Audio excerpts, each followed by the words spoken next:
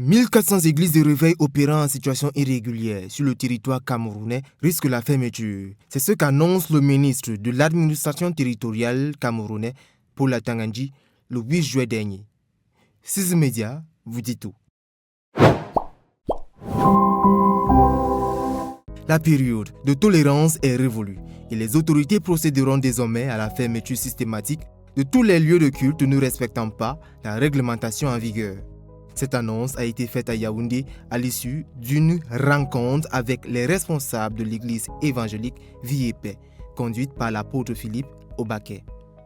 Cette réunion faisait suite au meurtre d'une fillette de 11 ans en Kondongo, dans l'arrondissement de Yaoundé 4e, dont la principale suspecte est présentée par les autorités comme une fidèle de cette confession religieuse. La Bible dit une chose, mais chacun interprète les versets bibliques selon ses centres d'intérêt, selon ses propres intérêts.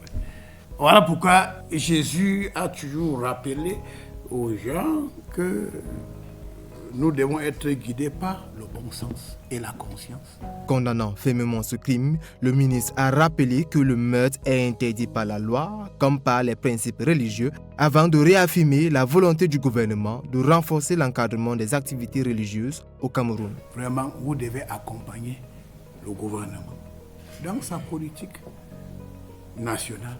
Maintenant, il est important aussi que autant on vous donne ces accompagnements, autant vous allez dire à vos adhérents que l'État est préoccupé par certaines pratiques. Et vous leur dites officiellement que ce ne soit pas en catimini.